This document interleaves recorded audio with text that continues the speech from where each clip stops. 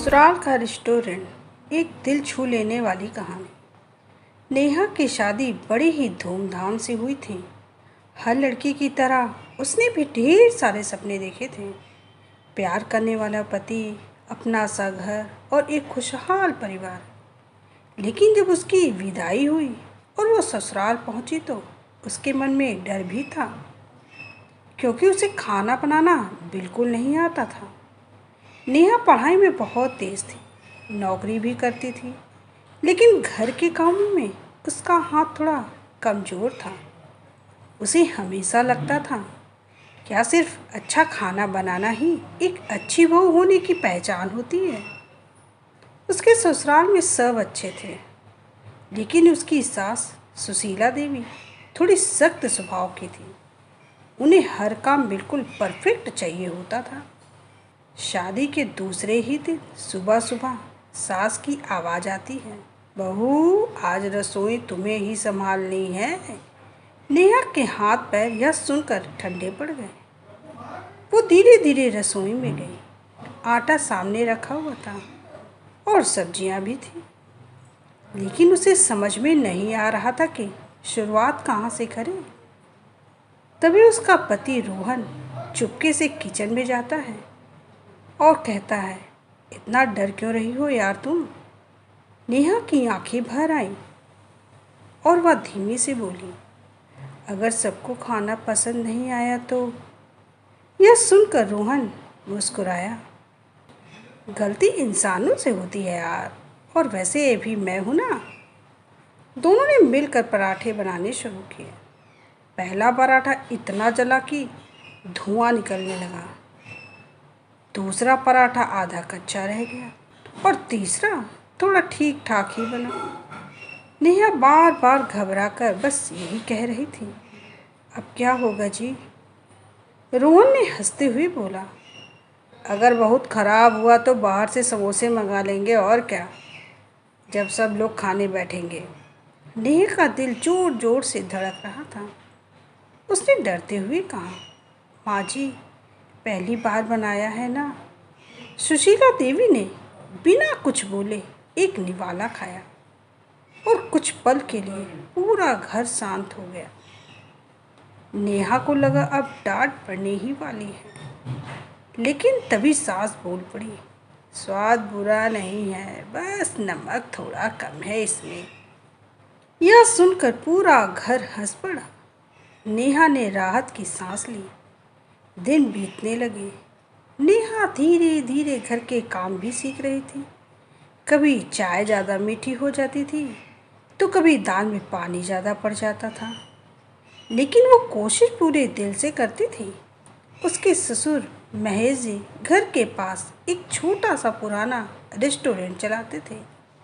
कभी वो रेस्टोरेंट पूरे इलाके में मशहूर था, लेकिन अब वहाँ मुश्किल से 2-4 ग्राहक ही आते थे। एक रात नेहा ने देखा कि ससुर जी चुपचाप बैठे हुए हैं। उनके चेहरे पर चिंता साफ दिखाई दे रही थी। तभी नेहा ने पूछा, पापा जी सब ठीक है ना। महेश जी मुस्कुराने की कोशिश करते हुए बोले, कुछ नहीं बहू, बस सोच रहा हूँ शायद अब रेस्टोरेंट बंद करना पड़ेगा मुझे। ये सुनकर नेहा को बहुत बुरा लगा। उसने पहली बार उस रेस्टोरेंट को ध्यान से देखा। पुरानी कुर्सियाँ, फीकी दीवारें और उदास सा माहौल। उसे लगा जैसे उस जगह को सिर्फ अच्छे खाने की नहीं, थोड़े प्यार और नई सोच की भी ज़रूरत है। अगले ही दिन नेहा ने कहा, पापा जी अगर आप कहें तो मैं आपकी मदद करना चाहती हूँ। यह सब सुनकर घर वाले हैरान रह गए। तभी सुशीला देवी बोल पड़ी, जिसे ठीक से रोटी बनानी नहीं आती वो रेस्टोरेंट संभालेगी। यह सुनकर नेहा चुप हो गई, लेकिन रोहन ने उसका साथ दिया और वह अपनी माँ से कहने लगा, माँ कोशिश करने में क्या बुराई है। महेश जी ने भी मुस्कुराकर कहा, ठीक है बहू, एक मौका देकर देखते हैं तुम्हें।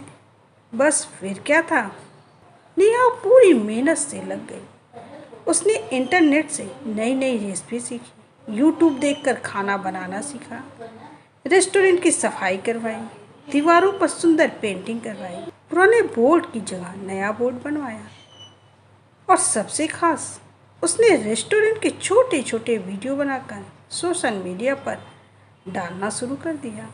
वीडियो में वो प्यार से खाना बनाते हुए दिखती, कभी ससुर जी के साथ हंसती तो कभी ग्राहकों को अपने हाथ से खाना परोसती थी। धीरे धीरे लोग वीडियो देखने लगे, फिर लोग रेस्टोरेंट आने लगे। एक दिन एक फूड ब्लॉगर वहाँ आया और उसने नेहा के हाथ की स्पेशल दाल तड़का और मसाला पराठा खाया। वो इतना खुश हुआ कि उसने वीडियो बनाकर इंटरनेट पर डाल दिया। बस फिर क्या था आगे। कुछ ही दिनों में रेस्टोरेंट के बाहर लंबी लाइन लगने लगी। महेश जी की आंखों में खुशी के आंसू थे। वो बार बार कह रहे थे, मैंने सोचा था सब खत्म हो गया, लेकिन मेरी बहू ने सब बदल दिया। अब वही सास जो पहले हर छोटी बात पर टोकती थी, नेहा के लिए अपने हाथों से चाय बनाकर लाती थी। एक दिन रिश्तेदार घर आए हुए थे, सब रेस्टोरेंट की तारीफ कर रहे थे।